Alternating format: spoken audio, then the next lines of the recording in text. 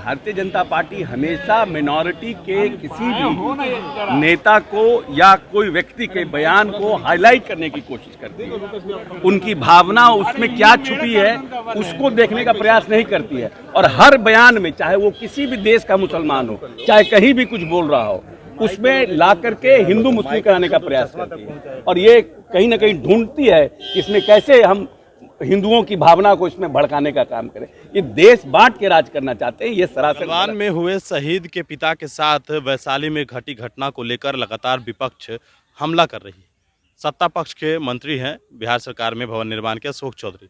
Media के द्वारा उनसे सवाल पूछा गया कि आखिरकार भारतीय जनता पार्टी के विधायक ये आरोप लगातार लगा रहे हैं कि जो शहीद के परिवार के साथ इस तरीके की घटना घटी है तो सरकार इस पर चुप क्यों है।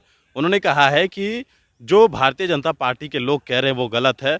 अगर कोई भी सरकारी ज़मीन है तो किसी को भी अधिकार नहीं है सरकारी ज़मीन पर जाने का, और अगर प्रशासन ने मिसहैंडल किया है तो ये गलत है। समझा बुझा कर इस बात को रखना चाहिए था।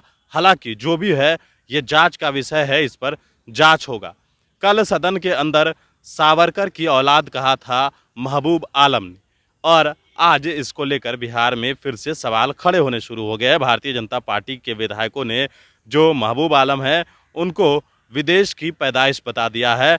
और अब देखिए कि बिहार सरकार के जो भवन निर्माण मंत्री हैं अशोक चौधरी, वो इस बात को लेकर कह रहे हैं कि जिस तरीके से भारतीय जनता पार्टी के जो लोग हैं वो माइनॉरिटी के जो बयान, कोई भी किसी तरीके का बयान देता है तो ये लोग प्रयास करते हैं हिंदू मुस्लिम करवाने का, लेकिन इससे कोई फ़ायदा नहीं है। ये लोग हमेशा हिंदू मुसलमान करवाना चाहते हैं। महबूब आलम ने क्या कुछ कहा है लेकिन मैंने उसे सुना नहीं है, लेकिन भारतीय जनता पार्टी के जो लोग हैं वो माइनॉरिटी के बयानों को लेकर हमेशा जो है वो खींचातानी करते हैं और इससे हिंदू मुस्लिम करवाने की कोशिश करते हैं। बिहार सरकार के मंत्री अशोक चौधरी ने भारतीय जनता पार्टी के विधायकों पर जोरदार हमला बोला है। साथ ही साथ गलवान में हुए शहीद परिवार, गलवान में जो हुए शहीद उनके परिवार के साथ जो घटना घटी है उसके बारे में उन्होंने कहा है कि इसकी जांच होगी। सुनिए अशोक चौधरी का वो बयान। स्मृति लगाने का प्रयास किया और सरकार प्रशासन को उनको समझाना चाहिए था, लेकिन प्रशासन ने अगर उनके साथ दुर्व्यवहार किया है या कोई, तो उसको हम समझते हैं ये जांच का विषय है और इस पर जांच होगी।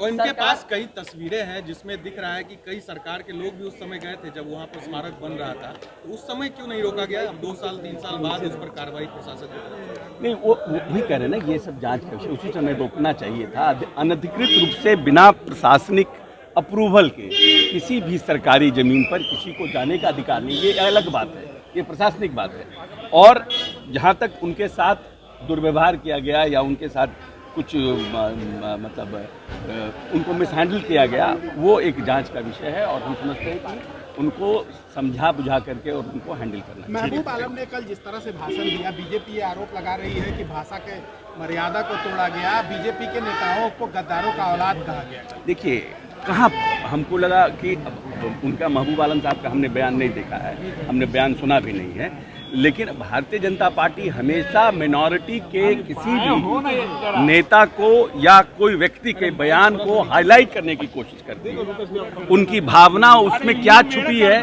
उसको देखने का प्रयास नहीं करती है और हर बयान में, चाहे वो किसी भी देश का मुसलमान हो, चाहे कहीं भी कुछ बोल रहा हो, उसमें ला करके हिंदू मुस्लिम कराने का प्रयास करती है और ये कहीं ना कहीं ढूंढती है कि इसमें कैसे हम हिंदुओं की भावना को इसमें भड़काने का काम करें। ये देश बांट के राज करना चाहते हैं। ये सरासर गलत है। भाजपा विधायक ने कहा कि मंत्री जी